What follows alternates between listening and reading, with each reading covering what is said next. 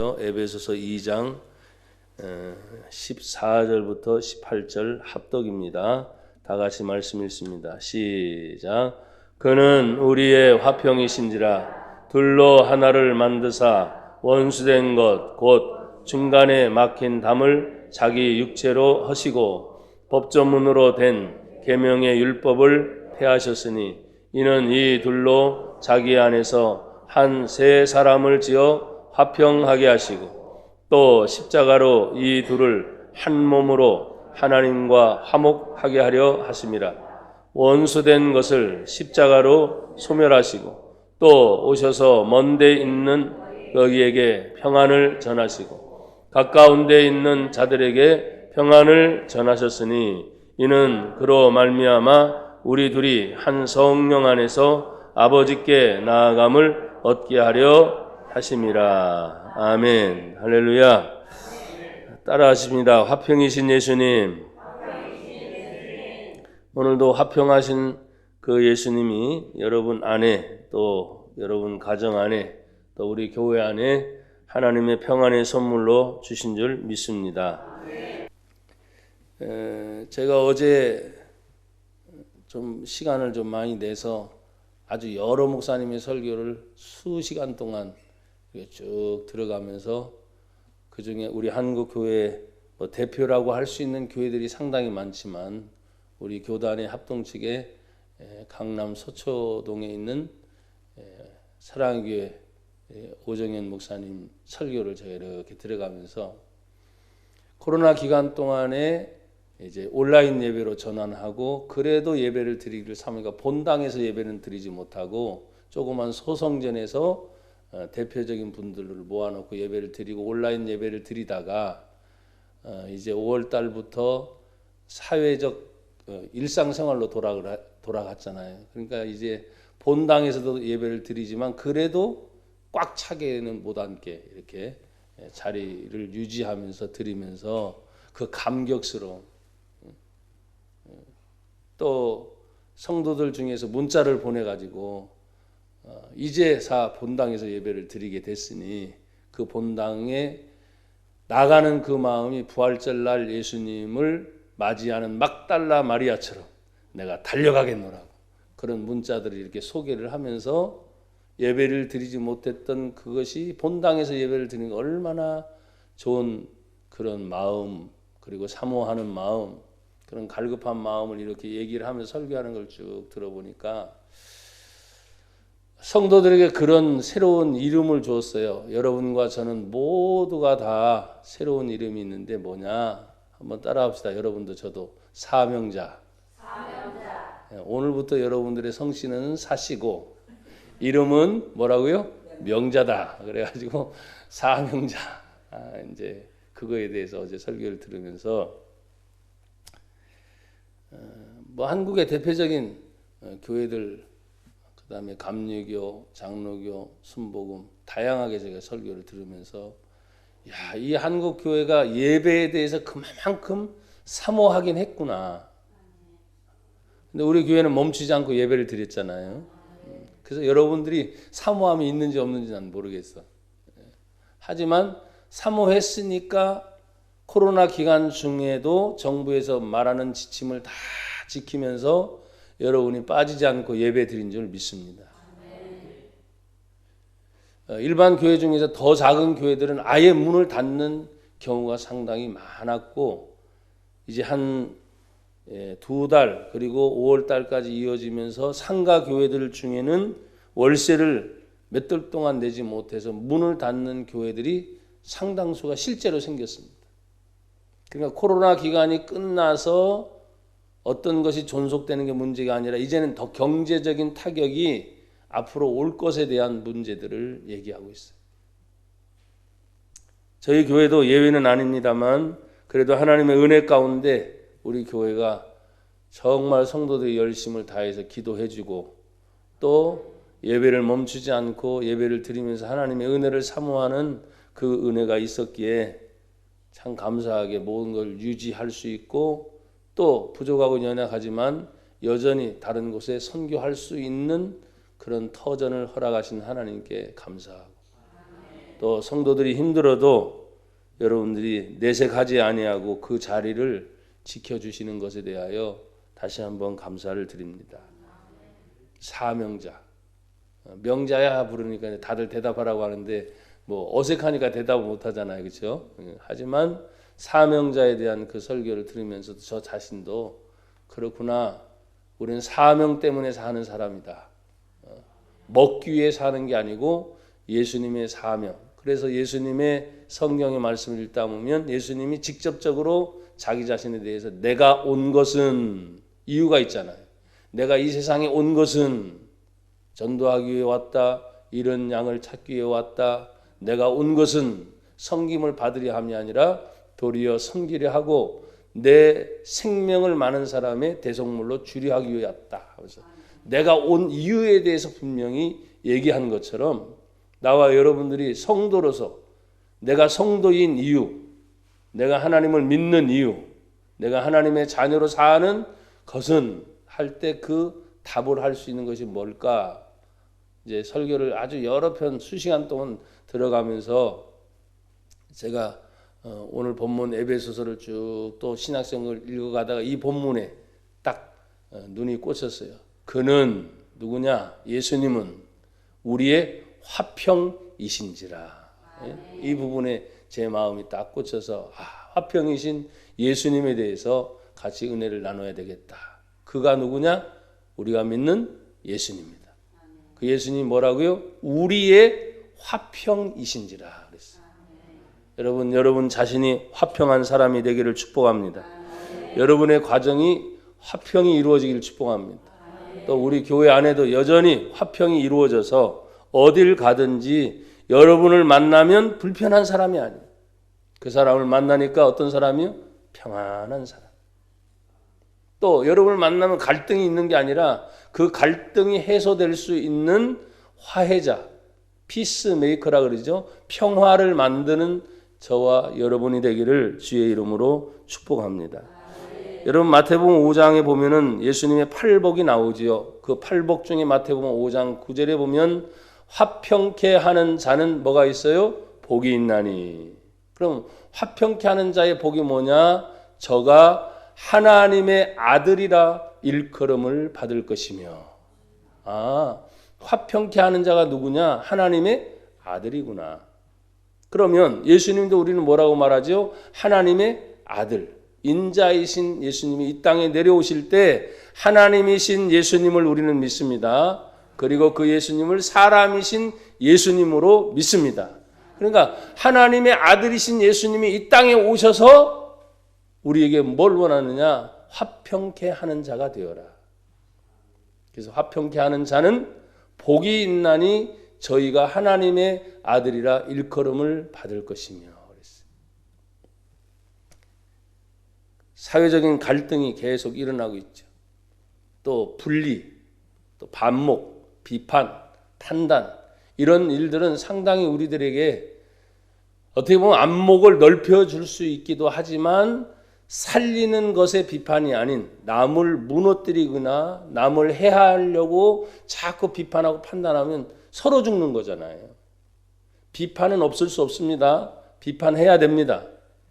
아셨죠? 갈등도 있습니다. 근데 그건 뭐냐? 우리는 늘 하나님 안에서 따라합시다. 살리는 생명. 살리기 위해서 비판하는 거예요. 살리기 위해서. 죽이기 위해서가 아니라. 무너뜨리기 위해서가 아니라. 또 둘로 만드는 것이 아니라 하나로 만들기 위해서. 오늘도 본문 중에 나오겠지만 하나님은 싫어하는 것이 있어요. 그게 뭐냐면 둘로 나누는 거예요. 분리가 되는 거예요. 자꾸 분리가 되면서 나눠지는 거. 그러니까 이 둘을 하나로 만들어야만 화평이 이루어지는 겁니다. 여러분 부부가 한 사람이에요? 두 사람이에요? 분명히 사람은 두 사람이죠.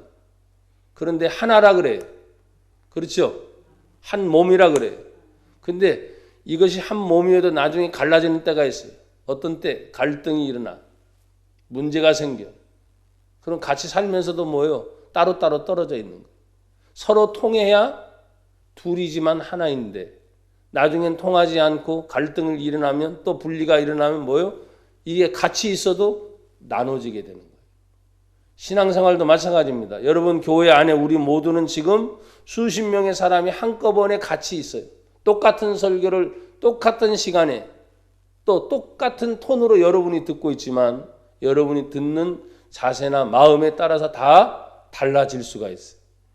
그런데 제가 여러분 아까도 왜 다른 교회 설교한 것을 들었던 걸 얘기를 하고 성경을 읽어갔던 얘기를 왜 합니까?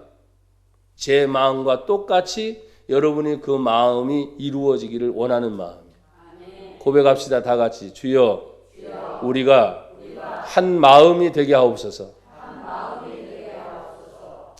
그래서 저는 이 설교의 본문을 준비하면서 딱 하나였어요. 하나님, 내가 어딜 가든지 누굴 만나든지 어떤 장소에 있든지 또 어떤 일이 벌어지든지 나 때문에 싸움이 일어나지 않게 하옵소서.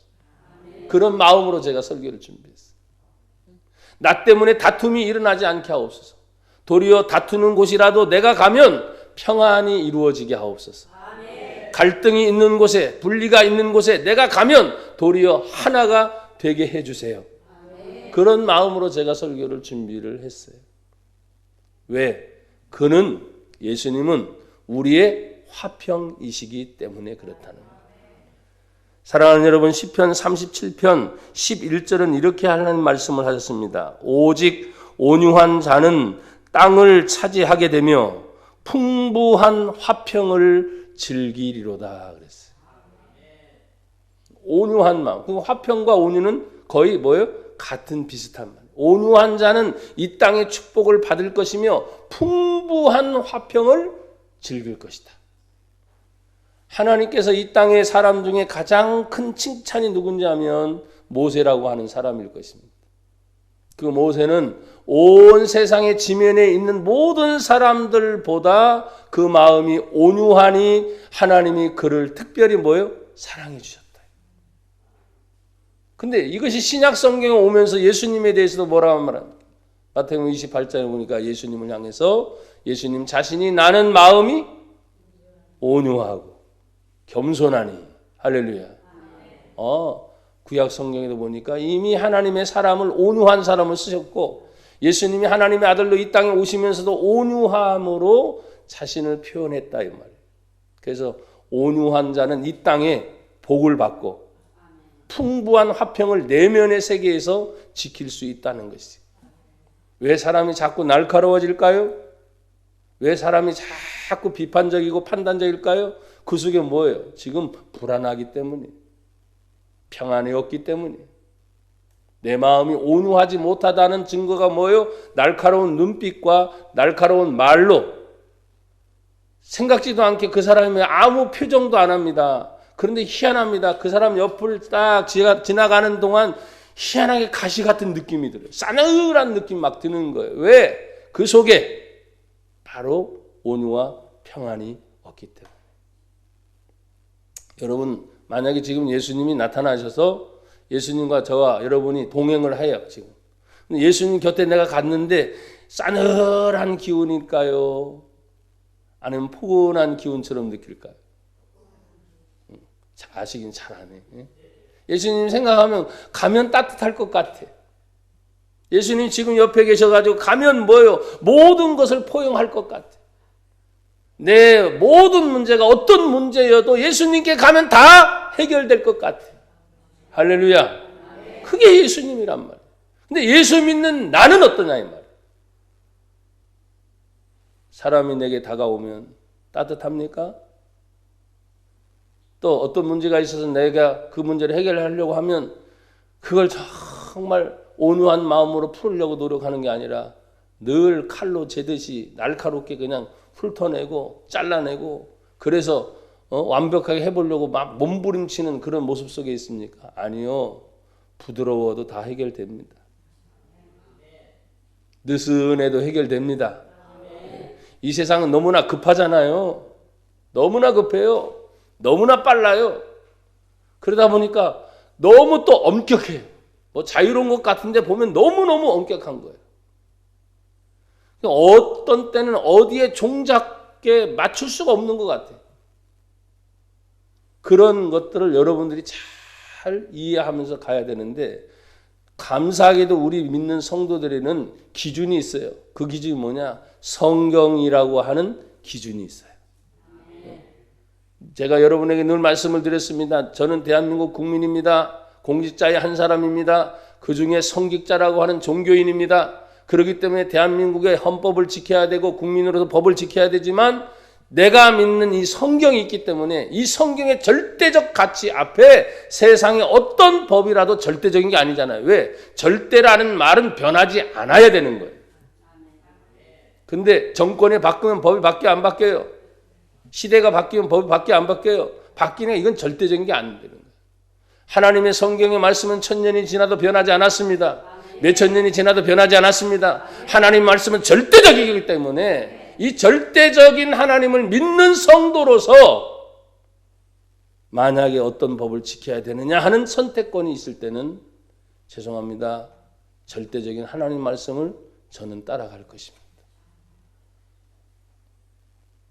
그래서 누가 세워졌느냐에 따라서 어떤 정치인이 어떤 법을 입법하느냐에 따라서 여러분 죄송하지만 또 정치 얘기한다 하지 마시고요. 운전하는 사람들에게 지금 아주 심각한 법이 생겼습니다. 그게 민식이법입니다.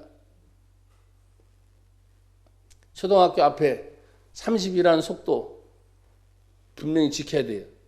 근데 차가 멈춰서는 순간에도 뭐예요? 멈춰있는 정차기가 그 안에 무슨 사고가 났든 민식이법 무조건 운전자에게 불리하게 돼 있어요. 애들이 뛰어 나오다가 부딪혀도 차 타고 있는 내가 잘못한 거야. 나는 서 있는데 왜 와서 부딪혔는데도 이게 뭐예요? 법이라는 게 일단 만들어 놓고 나니까 보니까 운전자에게 너무나 불리한 법이 돼버린 거예요. 그렇다고 해서 학교 앞이나 횡단보도나 이런 걸 안 지키자는 법이 아닙니다. 그래서 지금 뭐예요? 말썽이 많이 생기기 시작했어요. 또 어떤 사람이 만들어 놓고 그 이름을 또 붙입니다.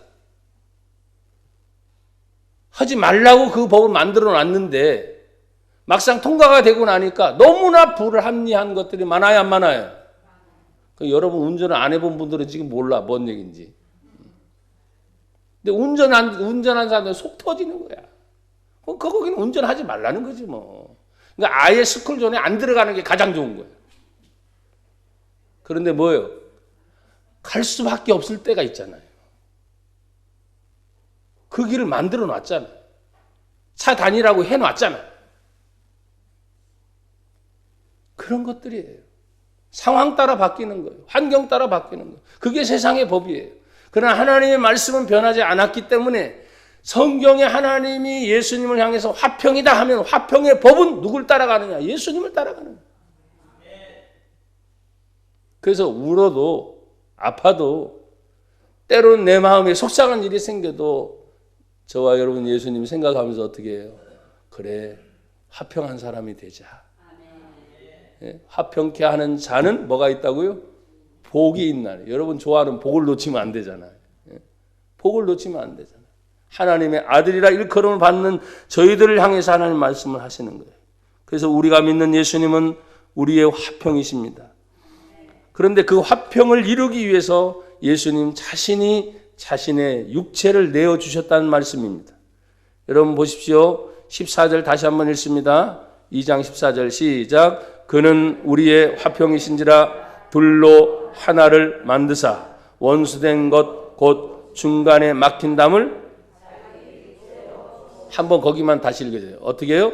자기의 육체로 하시고. 자기 육체로 하시고. 화평을 이루기 위해서 자신의 육체를 허물었다는 것이 무엇입니까?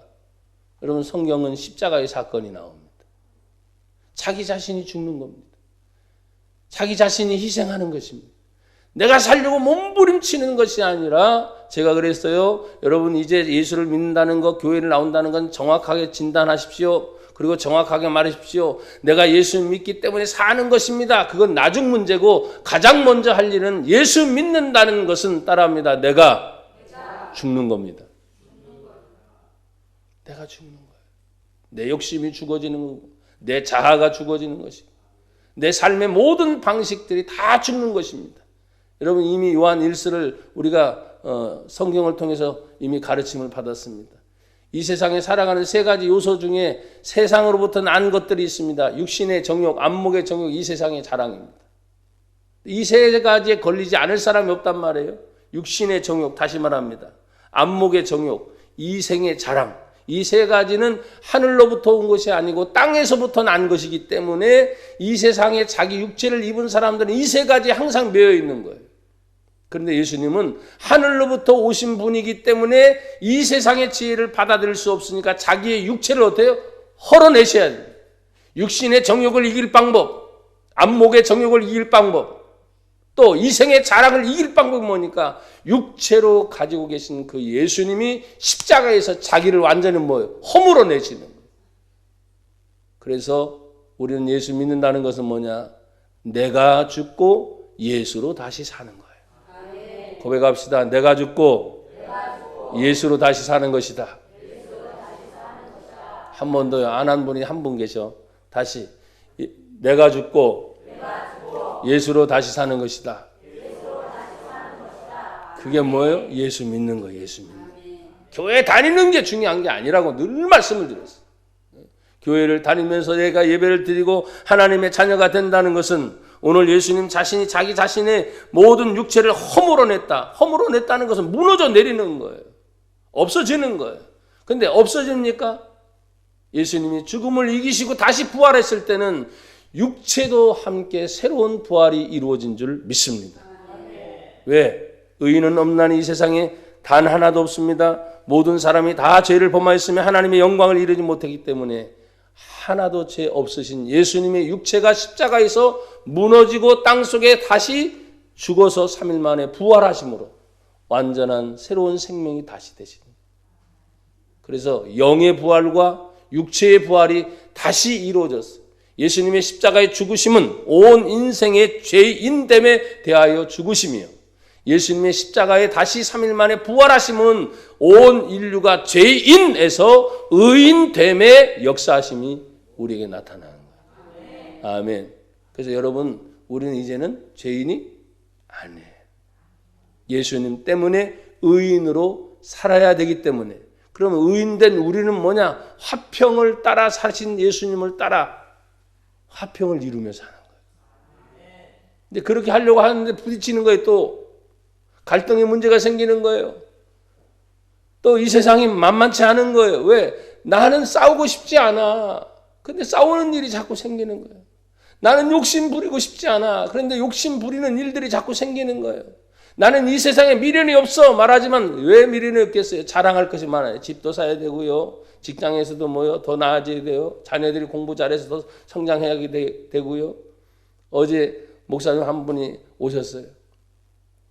킹덤 북스라고 하는 출판사 사장님이신데 9년 전에 2천만 원으로 출판사를 시작했을 때 모든 주변의 선후배 교수들이 다 반대했다는 거예요. 왜? 이미 우리나라 안에 생명의 말씀사, 두란노 서원, 그리고 기존에 터잡힌 데가 얼마나 많은데 9년 전이니까 뒤늦게 시작을 했잖아요. 뒤늦게.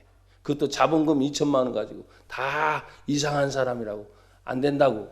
그런데 9년이 지나오는 동안에 하나님께서 크게 하셨어요. 아멘. 성장하게 하셨어요. 참 볼 때 참 단순해. 그러면서 어제 책을 하여간 한 20만 원 넘게 가지고 오시면서 한참 동안 얘기하다 돌아가셨는데 제가 올라오면서 저희 사모에게 이런 말을 했습니다. 하나님은 지금도 살아계셔. 하나님 지금도 일하고 계셔. 책이 9권인데 이만큼 돼. 두꺼워가지고. 진짜로. 제 서재에 가보니 있어요. 한 9권 이 정도 돼. 두꺼운 책이. 교수님들이 썼는데. 9년 동안에 200여 권의 책을 했는데 그 중에 베스트셀러도 막 나타나고. 그러니까 안 되는 것이 아니라 그 순수한 마음을 가지고 하나님의 영광을 위해서 내가 몸부림치면서 하겠다고 하는 그 비전의 꿈속에 하나님께서 함께 하시는 거예요. 그러면 자신의 비전을 나누고 돌아가셨는데 아 그렇구나. 하나님은 또 다른 사람을 이렇게 만나게 하셔서 앞으로 어떻게 될지는 모르지만 뭐 나머지 얘기는 여러분이 다 못하겠어요. 설교 시간이니까. 하지만 지금도 살아계신 하나님은 여전히 단순한 것 같은데 그래요. 싸움이 없는 거야. 화평을 이루는 거야. 여러분 출판 업계를 하다 보면 뭐예요? 부딪히는 경쟁이 많을 거 아니에요? 책을 만들어 놓고 팔릴까 안 팔릴까 조마조마해야 될 거 아니에요? 또 책을 선점할 때 이 책이 많은 사람들이 읽혀져 나가야 되는데 여러분 오늘날 책 사람들이 잘 읽어요 안 읽어요? 안 읽어요. 미디어 시대에 됐으니까 잘 안 읽어요. 그래서 유명한 출판사에서도 3,000권 정도만 팔려도 잘 팔리는 거예요. 근데 책 한 권을 지금 요 사이에 조지 밀러라고 하는 목사님의 기도 응답에 대한 건 여러분이 들으셨을 거예요. 근데 그분이 목사님이기 때문에 설교문을 작성한 것은 한국에 나온 것이 없는데 그거를 요번에 출판을 하셨는데 여러분 엎친 데 겹친 격으로 지금 코로나 기간까지 막 겹쳐 놓으니까 믿음으로 16,000권을 했는데 이게 이제 안 팔리고 있으니까 이제 비상이 또 걸린 거예요. 그러다가 이제 저까지 연결이 돼서 오신 거예요. 여러분 우리가 주님의 일을 하면서 일치월장 모든 길이 쫙 열릴 때도 있지만 때로는 가로막힐 때가 있어요 없어요? 있어요. 산이 있어요 없어요? 있어요. 바다가 막혀요 안 막혀요? 예. 바다 막히면 건너가면 되고 산이 막히면 어떻게 해요? 올라가면 되고 잠시 동안 막혀 있으면 뭐 멈추면 되는 거예요. 그때 생각하세요. 모든 일이 왜 이렇게 힘들고 어려워? 아니 따라합시다. 하나님이 또다시 준비하게 하신다. 정말 믿어집니까?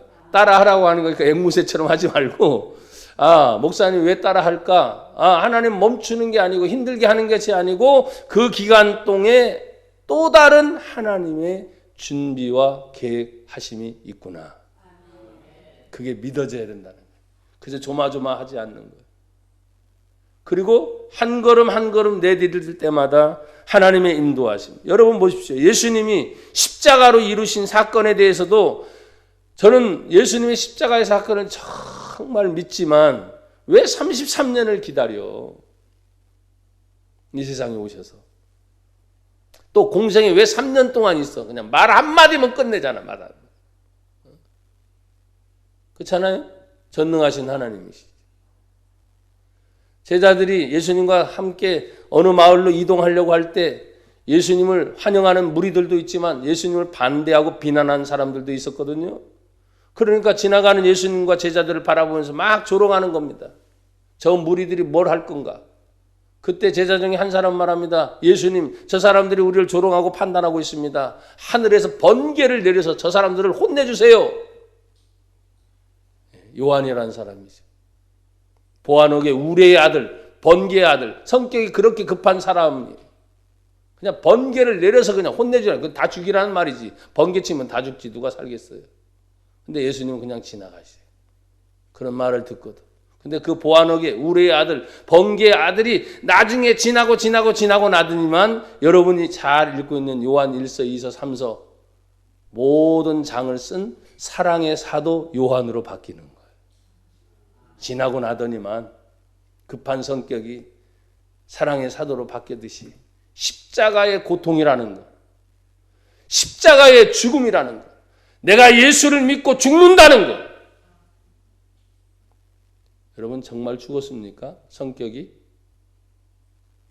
지금까지 신앙생활 한 지가 벌써 수십 년인데 나도 모르게 지금도 이 속에서 막 살아오르는 고집, 아집, 교만, 세상을 바라보지 않겠다고 말하지만 여전히 세상을 향하고 있는 이 눈이 있으니까 안 볼 수는 없잖아요. 안 볼 수는. 귀가 있으니까 안 들릴 수는 없잖아.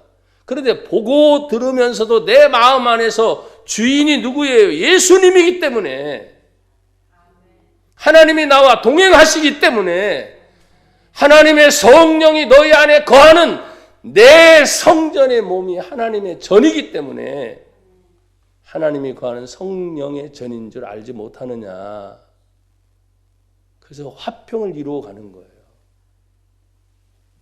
그래서 우리 예수님을 바라보면서 그 자신이 마지막 자기 육체를 허시는 문제까지도 지금 말씀하셨어요. 그러면 우리가 믿는 예수님이 화평이시라면 그 화평을 이루는 방법은 뭘까? 그 첫 번째 한번 따라서 둘로 하나가 되는 거. 둘은 안 되는 거예요. 하나로 만드는 거예요. 그래서 오늘 성경에 보면 그 얘기가 계속 반복이 될 때가 있어요. 14절에 보니까 둘로 하나를 만드사. 또 15절에 보니까 법정으로 된 계명의 율법을 폐하셨으니 이는 이 둘로 자기 안에서 한 세 사람을 지어 하나로 만드는 거예요.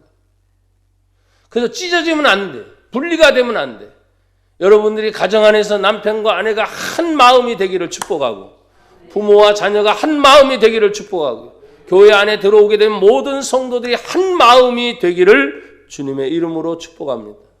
이 나라 대한민국이 더 잘 되려고 하면 뭐예요? 여야 정치가 비판과 판단은 있어야 되지만 온 국민과 나라를 위해서 하나가 돼야 되는 거예요. 근데 죽이는 정치를 해서는 안 되는 거예요. 그게 속상한 거죠. 여러분들은 언제나 오늘 본문의 말씀을 생각하면서 둘로 하나로 만들기를 원했던 것처럼 16절에 보면 14절에도 둘로 하나, 15절에도 둘로 하나, 16절에도 십자가로 이 둘을 어떻게 해요? 한 몸으로. 그리고 18절에도 보니까 뭐라 그랬어요? 우리 둘이 한 성령 안에서. 야, 이게 굉장히 강조가 돼 있죠? 둘이 아니라 하나가 되게 하여 주시옵소서. 하나. 한 성령 안에서, 예수님 안에서 한 믿음을 갖는 것이 얼마나 중요한지를 우리에게 말하고 있습니다. 그러면 이 둘로 나누게 되는 것이 뭐냐 하니까 성경은 이렇게 말하고 중간에 막힌 담이 있어요. 중간에 막아놓은 것이 있어요. 그래서 성경 14절에 보니까 원수된 것. 이것이 뭐냐? 중간에 막힌 담이 원수다. 이거. 사람과 사람 사이에 소통이 잘 되는 거예요. 근데 뭔가 모르게 말을 하는데도 전혀 다른 담이 쳐진 것처럼 느껴질 때가 있죠. 그게 원수라는 거예요. 원수. 원수가 딴 게 아니야. 보이지 않는 담이 쳐져 있는 거예요. 내 마음이 열리지 않는 거예요. 말은 해도 인사를 해도 전혀 마음은 아닌 거예요. 그게 원수된 거라는 거예요. 그러면 이 원수된 것이 어디에서부터 출발할까라고 성경의 근원을 찾아가 보면 다른 것이 아니에요. 따라합시다. 육신의 생각이 곧 원수다. 자, 육신의 생각은 육체를 잊기 때문에 먼저 육신의 생각하는 거예요. 그렇지만 영으로 생각하면 예수님을 여러분 믿어요, 안 믿어요? 믿어요. 그러니까 예수님 어디 계세요? 내 안에 계시는 거예요. 내 안에 계시는 예수님, 내 안에 계시는 하나님의 성령에게 내가 묻기도 전에 육신의 생각에 먼저 도출되는 거예요. 싫으면 싫은 거야. 미우면 미운 거야. 근데 깊이 다시 묵상하고 생각하면 내 안에 성령은 야, 미워하지 말아라. 용서해 주어라. 그래도 한 번은 더 덮어주고 지나가라. 내 속에 하나님의 음성을 들어야 되는데 육신의 생각이 먼저 팍 나오는 거예요. 그래서 용서 안 하는 거예요. 언제까지? 끝까지. 말로는 용서했다고 하는데 속은 뭐예요? 응어리져서 안 돼. 근데 그 속에 응어리진 상태에서 그 안에 예수님은 그 응어리 밥을 먹고 계시나? 그 속에 쓴뿌리를 하나님의 성령이 그냥 얼기설기 있어서 그 안에 계시나? 아니잖아요. 진리는 자유라고 했으니까. 주는 영이시니 주의 영이 계신 곳에는 자유함이 있다고 했는데 그런 얽힘과 거기에 움킴이 있으면 돼요, 안 돼요? 안 되는 거예요. 그래서 신앙생활이 힘든 거예요. 내가 기도도 안 되는 이유가 바로 그런 부분들이. 그래서 기도는 또 합니다. 왜? 훈련 받았으니까. 경건의 훈련을 하라고 하니까. 근데 여전히 육신의 생각이 앞서서 기도하고 나면 또다시 미운 게 또 올라오는 거예요. 안 풀린 거예요. 그 육신의 문제를 폐해야 되는데 중간에 막힌 모든 것들을 어떻게 해야 됩니까? 여러분 보십시오. 로마서 8장 우리 한번 찾아봅시다. 성경.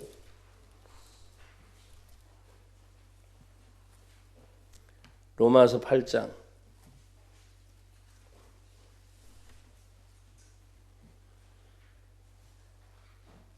같이 읽어요. 8장 6절 249페이지입니다. 신약성경 찾으셨어요? 자, 8장 6절 같이 읽어요. 시작.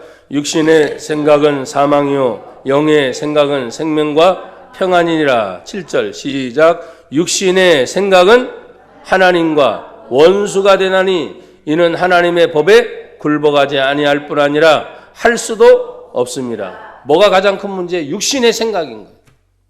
육신의 생각은 사망이요 영의 생각은 생명과 평안이라. 육신의 생각은 하나님과 뭐가 된다? 원수가 된다. 그러니까 내 속에 막히게 만드는 거, 보이지 않는 담을 치는 게 바로 뭐냐? 다른 게 아니라 육신의 생각을 무너뜨려야 되는 거예요. 내 육신의 생각을 무너뜨릴 수 있는 방법이 있어요, 없어요? 있죠. 왜 없겠어요? 그래서 로마서 8장을 우리가 그 지금 읽었지만 8장 1절 2절의 해답을 이렇게 하고 있어요. 그러므로 8장 1절 이제 그리스도 예수 안에 있는 자에게는 결코 정죄함이 없나니 이유가 8장 2절 이는 그리스도 예수 안에 있는 생명의 성령의 법이 죄와 사망의 법에서 너를 해방하였습니다. 해방됐다라고 말하는 거예요. 육신의 생각 품지 말아라. 품어도 이미 너는 해방되었다. 이 해방됨에 대한 믿음을 가져야 돼.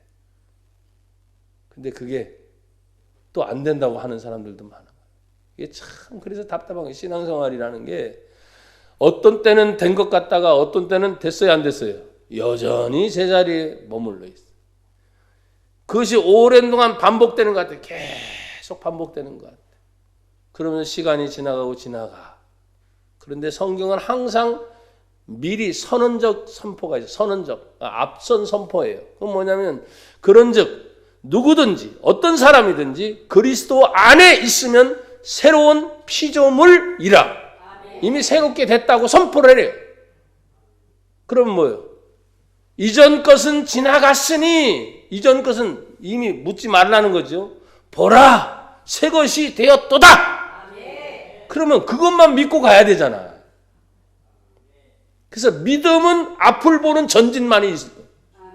미련이 남아서 자꾸 뒤를 보는 게 아니야. 그래서 믿음은 전진만이 있을 뿐이다. 한번 고백합시다. 믿음은 전진만이 있을 뿐이다. 여러분이 큰 소리 다시 한번 시작. 믿음은 전진만이 있을 뿐이다. 아멘. 앞을 보라 이게 앞을. 뒤를 보지 말고. 사람들은 대부분이 이런 말을 합니다. 내가 10년만 더 젊었어도 안 돼, 안 돼. 왜 안 되는 얘기를 자꾸 해. 내가 젊었을 때 공부만 조금만 더 했어도 안 돼. 지금 어떻게 해요? 안 돼. 지금 어떻게 할 것인가? 앞으로 어떻게 할 것인가를 생각해야지. 왜 자꾸 뒷거를 발목 잡아요? 그래서 성경은 뒤로 물러가면 하나님이 기뻐하지 아니한다. 믿음은 그래서 뭐라고요? 전진만이 있을 뿐이다. 여러분, 우리는 천국을 향해 가는 거지 뒤로 물러나는 인생은 없습니다. 아셨죠? 내 나이를 한 살이든 두 살이든 안 되는 거예요. 안 돼. 물릴 수가 없어요. 그러니까 지금의 상황에서 앞으로 내가 어떻게 할 것인가를 하나님께 물으면서 성경 보니까 중간에 막힌 담이 허는 게 뭐냐? 육신의 생각이라 하면 이것을 법죄한 것이 있어요. 법제화한 것. 그게 바로 뭐냐? 법이에요. 법. 법을 딱 만들어 놓고 지켜야 된다. 지켜야 된다. 그 중에 제일 큰 법이 뭐예요? 1계명부터 10계명이라고 하는 하나님의 법을 먼저 딱 법조문을 만들어 놨어요. 근데 여러분 법조문을 다 만들어 놓은 걸 다 지킬 수 있어요? 여러분 못 지키지만 성경의 예를 보면 지킨 부자 청년 관원이 나와요. 예수님 묻습니다. 그 사람은 영생에 대한 관심을 가지고 왔었죠. 그리고 예수님이 그 청년에게 말하는 거죠. 너는 10계명을 다 지켰느냐? 얼마나 자신 있게 대답합니까? 예, 저는 어렸을 때부터 10계명을 다 지켰습니다. 와, 대단한 사람. 바리새인에다가 돈도 많지. 10계명까지 다 지켰다고 합니다. 근데 예수님은 그냥 물러나지 않으셨어요. 오히려 한 가지 부족한 것이 있구나. 네가 지금 많은 재물이 있는데 그 재물을 팔아서 가난한 자들에게 다 나눠주고 나를 따라와라. 부자 청년은 자기가 부자인 거로 재물이 많은 거로 근심은 잠깐 합니다. 그 순간 예수님의 예라고 순장하고 쫓아가면 아마 큰 예수님의 제자가 될 수 있는 확률이 높아요, 안 높아요? 어마어마하게 높은 사람이에요. 그런데 발목을 잡는 것이 있습니다. 재물이 힘이 많은 거로 그냥 예수님을 떠나가는 거예요. 다시 예수님을 찾아야 안 찾아요? 안 찾아요. 그 사람 생각은 뭐예요? 돈이면 육신의 생각이잖아요. 재물이 많은 거로 이 돈 가지고 영생에 대한 것보다는 이 세상에 사는 동안 행복하고 편안하고 잘 살고 잘 먹고 그게 더 좋다고 생각을 했기 때문에 영생을 포기해버립니다. 나와 여러분이 주목할 것이 무엇입니까? 이 세상에 살면서 많은 사람들은 보이는 것입니다. 들리는 것입니다. 그러나 우리가 주목하는 것은 보이지 않는 하나님의 세계입니다. 천국을 얘기하는데 천국 가봤어? 안 보이는 세계를 믿고 가는 거예요. 영생 모르잖아요.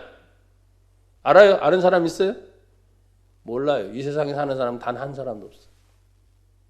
그런데 성경에 하나님의 말씀에 하나님이 말씀을 해놓으셨어요. 그걸 믿고 어떻게 해요? 가는 거예요.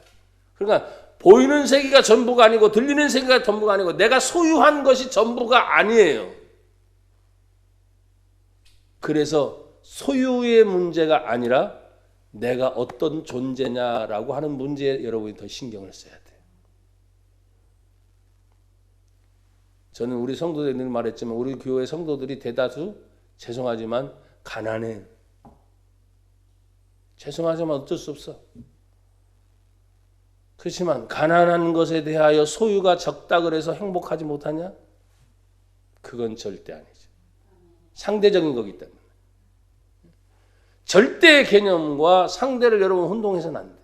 이 세상에 보이는 모든 것은 상대적인 겁니다. 소유한 것도 상대적인 겁니다.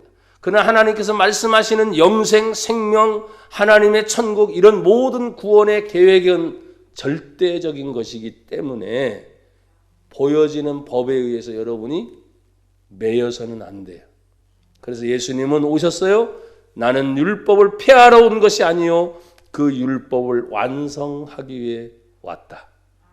그 율법의 완성이 바로 뭐냐? 하나님의 사랑을 이루는 것이다. 그러므로 하나님은 사랑이시다.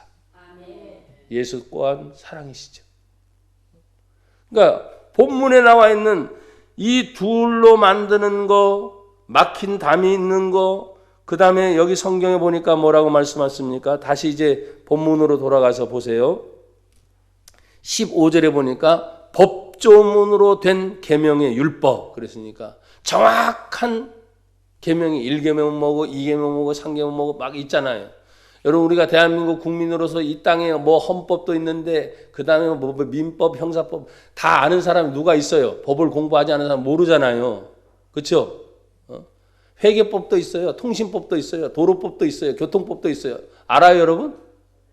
몰라요. 근데 어떻게 살고 있어? 근데 어느 날 잘못하다 걸리면 뭐예요? 법에 걸렸대. 법이 없는 게 없어요.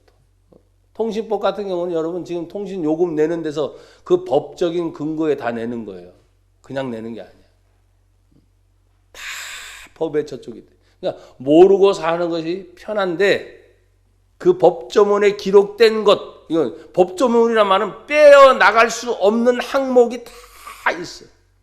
여러분 그 법에 걸리지 않기 때문에 그냥 살아가고 있는 것뿐이지만 법에 걸리는 순간 법조문을 낭독하는 거예요. 몇 조, 형법 몇 조, 민법 몇 조, 통신법 몇 조. 우리 조집사님은 의류를 만드는 분인데 의류법 있어요, 없어요? 있습니다. 옷도 그냥 있는 게 아니야. 의류법이 있어요, 의류법이. 그래서 거기에 대한 대가를 여러분이 치르고 다 입는 거야. 그게 돈이야, 돈. 그냥 아무것도 있는 게 아니에요. 그게 법조문으로. 근데 이런 모든 법조문에 기록된 것을 폐하시려고 그랬어요. 참 얼마나 감사한지.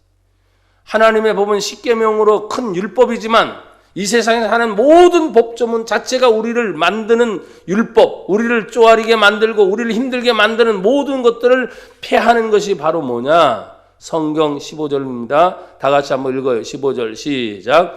법조문으로 된 계명의 율법을 폐하셨으니 이는 이 둘로 자기 안에서, 여기서 자기는 누굽니까? 예수 안에서. 그렇게 읽으셔야 돼요. 예수 안에서. 예수 안에서. 예수 안에서. 한 번 더. 예수 안에서. 예수 안에서 한 새 사람을 지어 다시 만들어내는 거잖아요. 그래요. 다시 만들어낸 이 사람이 뭘 이루는 거예요? 화평하게 하려 하십니다.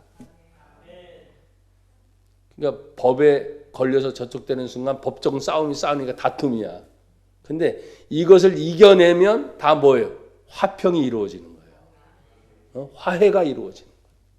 사랑하는 성도 여러분, 우리가 이 땅을 살아가는 동안 어떤 문제이든지 간에 이런 문제들이 상당히 많이 생깁니다.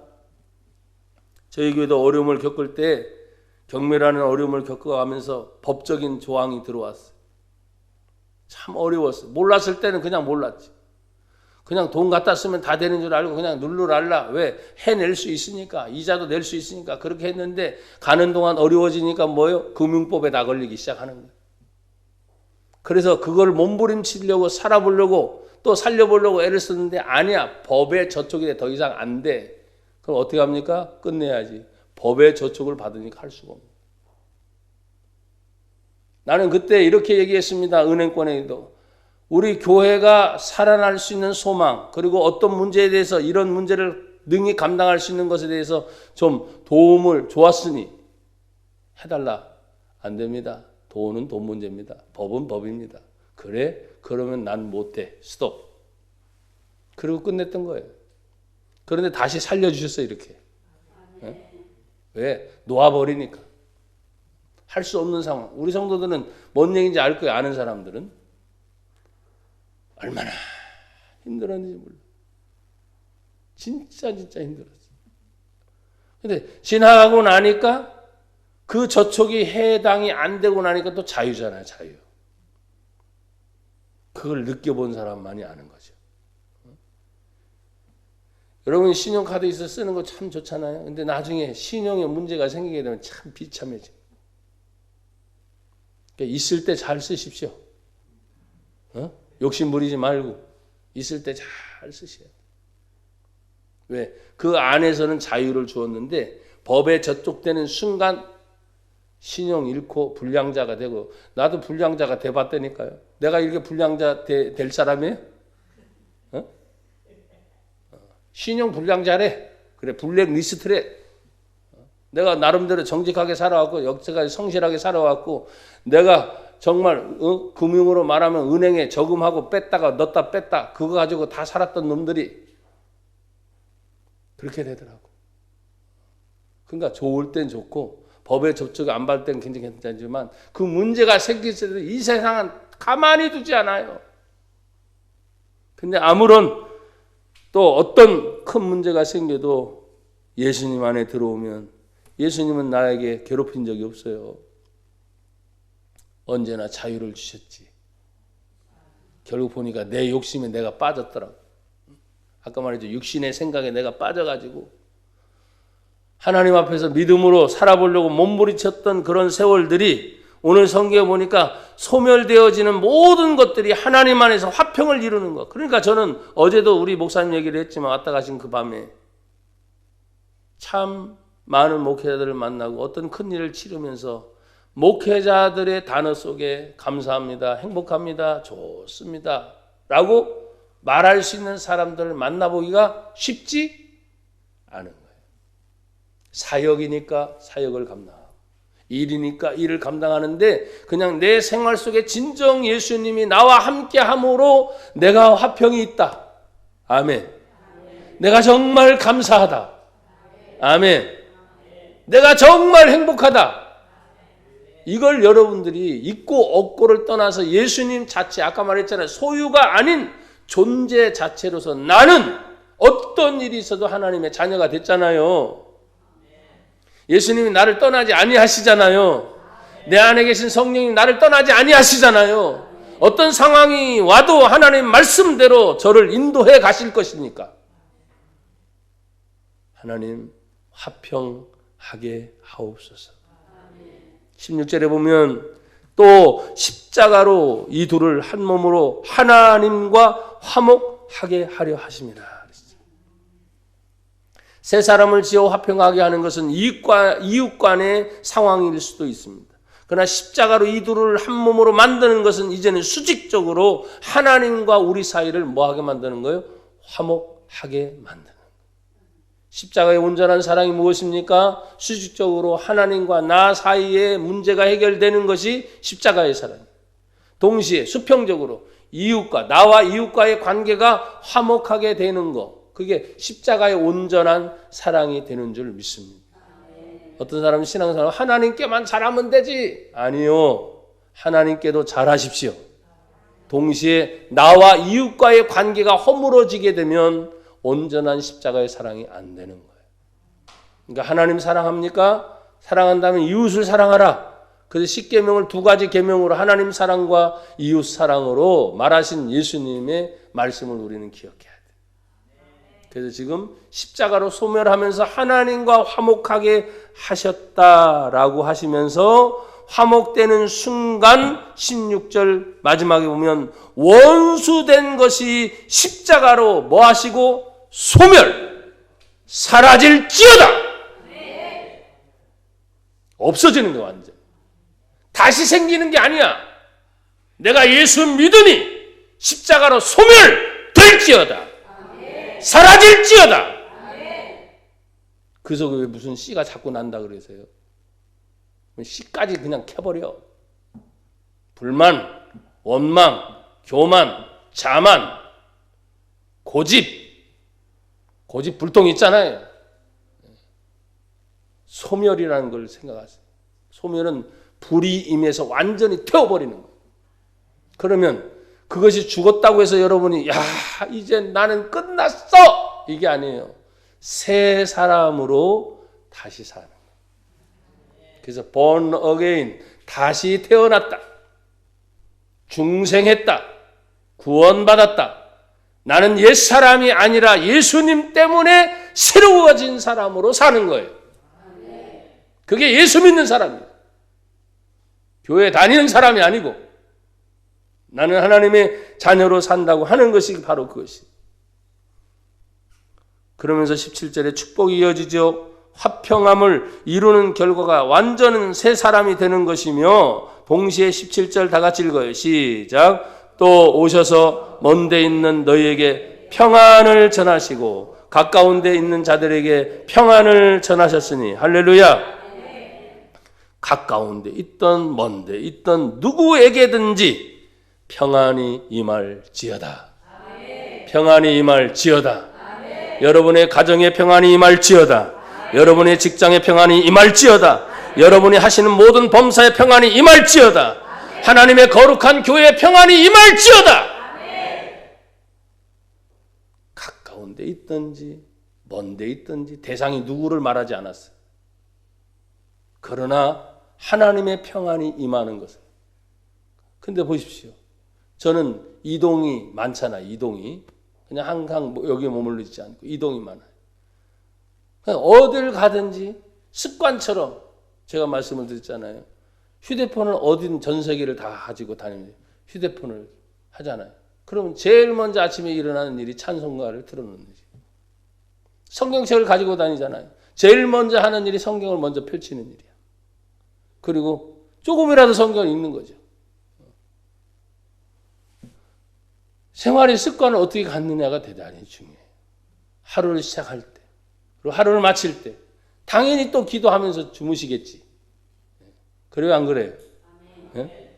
내가 하루를 감사함으로 시작했으니, 또 하루를 마침도 감사함으로 끝내서. 그래, 매일매일이 뭐예요? 아침, 저녁으로 감사로 시작하니까 모든 날이 사실은 뭐예요? 감사하게 되는 거예요. 누구에게든지 평안이다.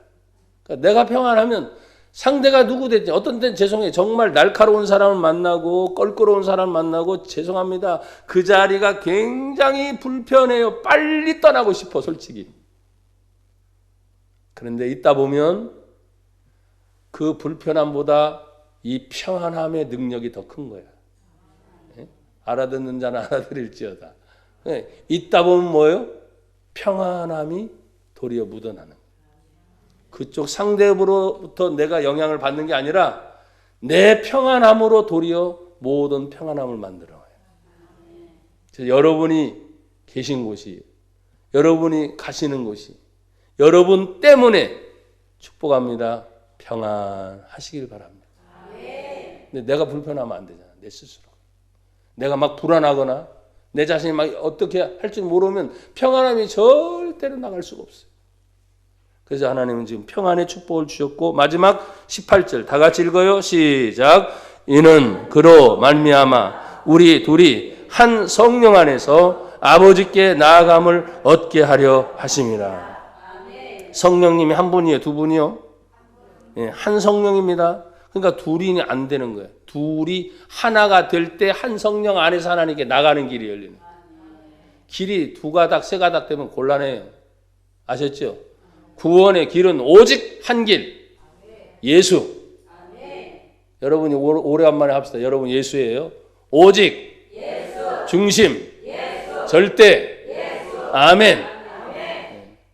그래서 구원의 길은 딱 하나인 거예요. 이 세상에 수없이 많은 종교가 있어요.